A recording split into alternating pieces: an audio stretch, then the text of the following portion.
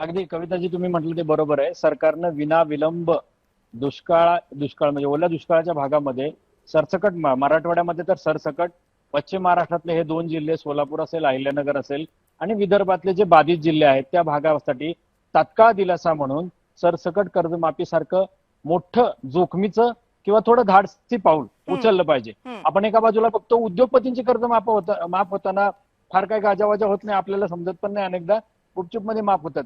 शेतकऱ्यांची कर्जमाफी होत असताना एवढा कशाला विचार केला जातो? बरं, मी म्हणतो की शेतकरी काही कुठल्या दुसऱ्या कारणासाठी मागत नाहीये.